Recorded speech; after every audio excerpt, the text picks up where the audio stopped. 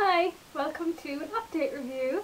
Today I'm reviewing the 13th book in the Morganville Vampires series by Rachel Caine, and it's called Bitter Blood.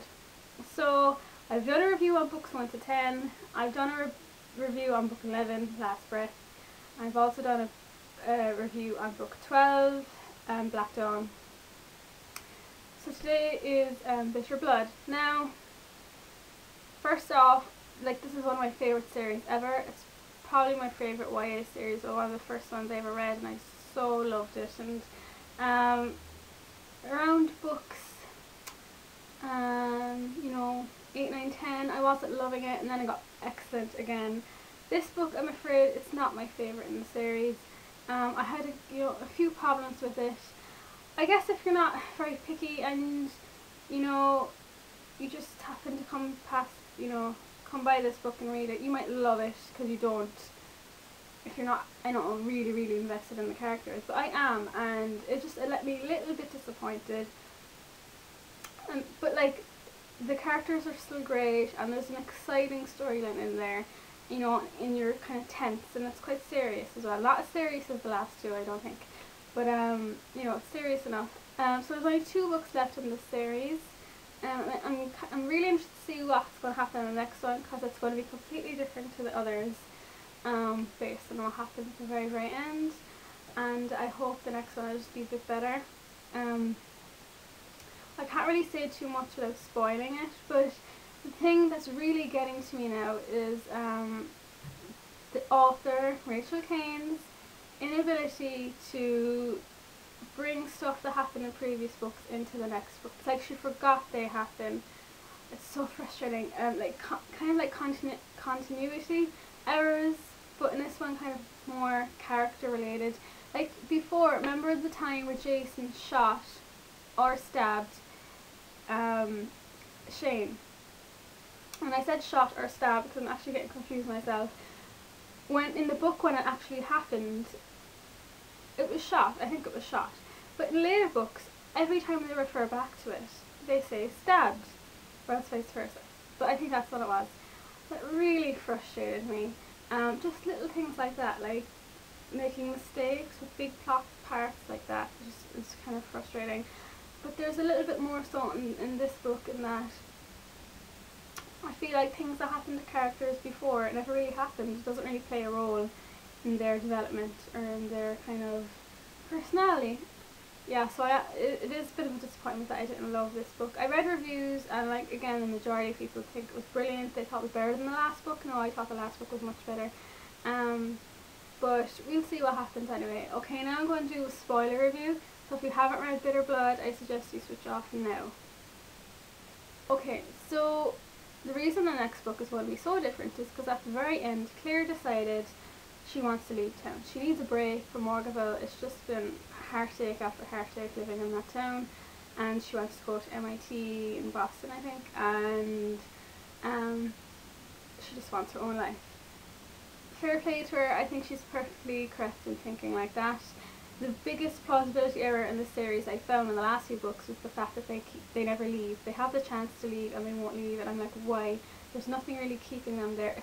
Because the 4 of them could technically leave, the 4 friends. And I mean, Claire's just running out of excuses now, saying, oh, why she has to stay. She should have left ages ago. And then the whole thing with Shane and his trust issues, that's one of the things I think the author just missed with the whole characterization. Like, Shane should not have gotten that angry with Claire after Michael kissed her. I would expect that from Shane from maybe books 1 to 4 or 5, but no, they've been through so much in the second half of the series that I just thought they were so strong, especially after the last book. I thought nothing could ever come between them. They were solid, and that's what I really, really liked about them. It's nice when you have you're secure in a couple in a series. But no, he just got really childish and immature and stormed off and blamed her. And I was just really frustrated with him, and I don't know why the author chose to do that. That doesn't make sense from Shane's character. He's devoted to Claire, and then I was kind of like, Claire, why is she groveling to him? She should be mad at him for the way he's reacting.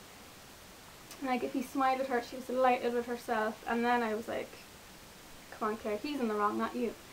And then in the end, I would have been so disappointed in Claire if she just forgave him like that.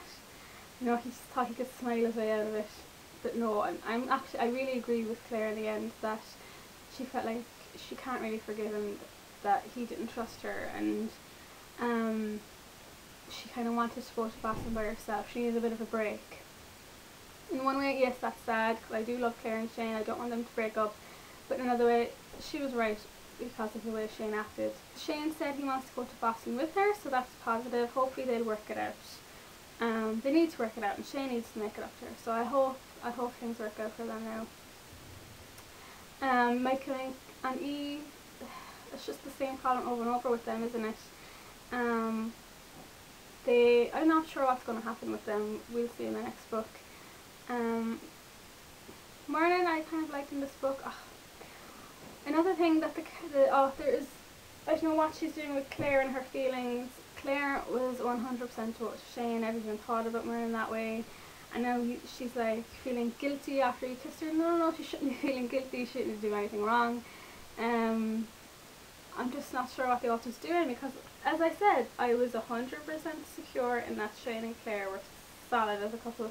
I know in this book she's just bringing up loads of different issues that shouldn't be there.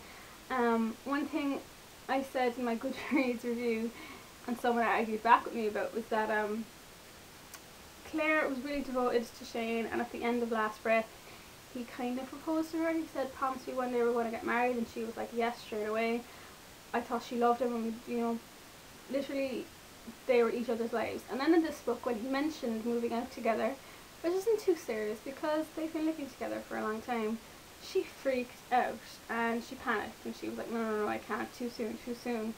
Coming from a person who's willing to marry him and just always wanted to be with him. So I had a problem with that. I just didn't think that made sense. The person on Goodreads who argued back was saying, like, she knew she'd marry Shane but way in the future, and this is more in the present, so that's why she was freaking out. I can kind of agree with that a little bit, but I didn't think she would freak out to that extent based on past books. So on other things with the author, it's like they never happened. I thought Shane would be a lot more affected from the last book. Remember, he had that big kind of hallucination / dream that really affected him, and he was really kind of like struggling with it in the book. He's perfectly fine about it in this book, because it wasn't even mentioned. Claire dying, I did think that would have a bigger impact. Like, maybe he'd be a bit more protective of her, you know, always worried about her. Maybe she would be a bit more fragile, I don't know. But yeah, it's like that never happened either, and that was so serious. Just all little things like that, like the characters, you expect them to go a certain way based on past books, and they don't go where you predict them. So just, the author needs to work on that a little bit. It's like she's not 100% dedicated when she's writing the book. I know it's probably really hard to remember every single detail of like 12 books before. She kind of should. And the story itself, it was good, but I do think it's just kind of like a filler book until the next one, which should be a lot kind of different and new. Will it be all out of Morganville? I don't know. I'm really happy actually that the author kind of pulled back a bit on, you know, the sharing of points of view or the narrators. In this book, its majority is Claire, which is great.